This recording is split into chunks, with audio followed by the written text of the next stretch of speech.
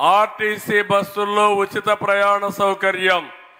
మీరెక్కడికి పోవాలన్నా, పుట్టింటికి పోవాలన్నా, ఎక్కడన్నా పని చేసుకొని ఇంటికి రావాలన్నా, మగవాళ్ళు వ్యవసాయం చేయమని మీరు పోయి ఏదైనా పనులుంటే చక్కబెట్టుకొని రావాలన్నా ఉచితంగా తిరగడానికి ఆర్టీసీ బస్ ప్రయాణం ఏర్పాటు చేస్తా.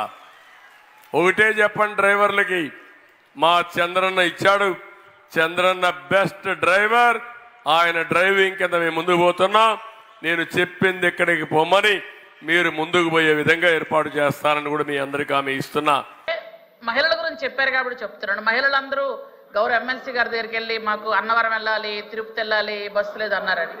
యాక్చువల్గా అన్నవరం తిరుపతి బస్సులు ఇస్తామని చెప్పలేదు అధ్యక్ష. ఏ జిల్లాలో మహిళలకి ఆ జిల్లాలో వెళ్ళడానికి, అంతేగాని విజయనగరం నుంచి అన్నవరం వెళ్ళడానికి, విజయనగరం నుంచి తిరుపతి వెళ్ళడానికి బస్సులు ఇస్తామని మేము చెప్పలేదు అధ్యక్ష. ఉచిత బస్ ప్రయాణం మహిళలకి ఉంటుంది ఖచ్చితంగా. కానీ మీరు ఇక్కడ నుంచి వేరే జిల్లాలో వెళ్ళడానికి కాదు అధ్యక్ష.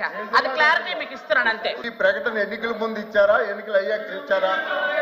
ఎన్నికల ముందు ఇచ్చింది వారు బస్సు ప్రయాణం ఉచితం, అదే చెప్పాం, జిల్లాలో ఉచితంగా మహిళలకి అని అని చెప్పారు తప్ప ఇది మీ జిల్లాలోనే అని ఎన్నికల ముందు చెప్పలా. ఎన్నికల ముందు చెప్పలేదు. ఈ 4 కార్యక్రమాలు నేను ఇచ్చిన తర్వాత ఇంకొక కార్యక్రమాన్ని మీరు చూస్తే సురక్షితమైన మంచినీళ్లు. 75 ఏళ్ళు అయింది స్వాతంత్రం వచ్చి. గోదావరి ఉంది, పోలవరం ఈ పక్క వంశధార ఉంది, కృష్ణానది ఉంది, నీళ్లున్నాయి.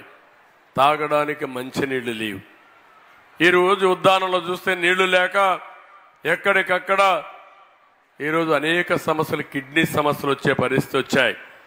అందుకే నేను ఆలోచించాను, ఈరోజు మీకు హామీ ఇస్తున్నా, 5 సంవత్సరాల్లో ప్రతి ఇంటికి కొళ్ళాయి ద్వారా మంచినీళ్ళు ఇచ్చే బాధ్యత, ప్రొటెక్టెడ్ వాటర్ ఇచ్చే బాధ్యత నాదని మీ అందరికీ హామీ ఇస్తున్నా.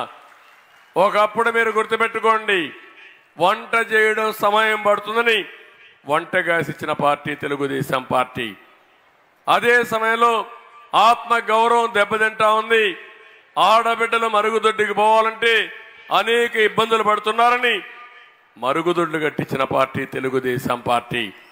ఈరోజు అందుకే హామీ ఇస్తున్నాను, government of India Jal Jeevan mission కింద డబ్బులు ఇచ్చినా ఉపయోగించిన అసమర్థుడు ఈ జగన్మోహన్ రెడ్డి. మీ అందరికీ నేను ఇచ్చే హామీ, 5 ఏళ్లలో ప్రతి ఇంటికి మంచినీళ్ళు ఇచ్చే బాధ్యత నాదని మరొకసారి మీ అందరికీ హామీ ఇస్తున్నా. దీనివల్ల మీ పనులు తగ్గుతాయి. ఇంకొక మాట చెప్పాను, డాక్రా సంఘాలకి 10 లక్షల రూపాయల ఆర్థిక సహాయం చేస్తాం, వడ్డీ లేని రుణాలు ఇప్పించే బాధ్యత మాదని మీ అందరికీ హామీ ఇస్తున్నాను. నేను ఇచ్చే డబ్బులే కాకుండా వడ్డీ లేని రుణం 10 లక్షలు ఇస్తే ఆ డబ్బులు కూడా తీసుకుంటే మీ అందరికీ నేను ఆలోచించేది,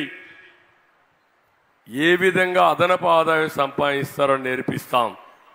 ఒకప్పుడు అదే నేర్పించాం. మీ ఊర్లో ఉండే వనరులు ఉపయోగించుకుని మీరు వస్తువులు తయారు చేస్తే అదొక ఆలోచన.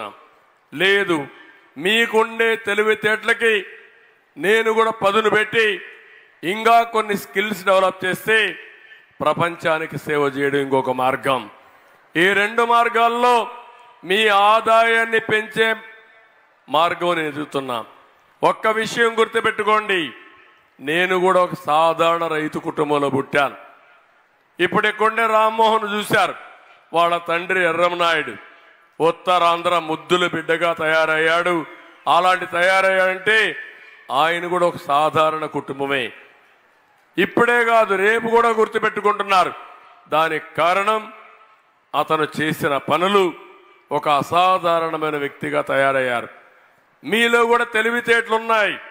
అందుకే ఆ తెలివితేటలు మీ కుటుంబానికి ఉపయోగించాలని, ఈ రాష్ట్ర అభివృద్ధికి దోహదం చేయాలనే ఉద్దేశంతోనే ఆ రోజు కార్యక్రమాన్ని చేశాం.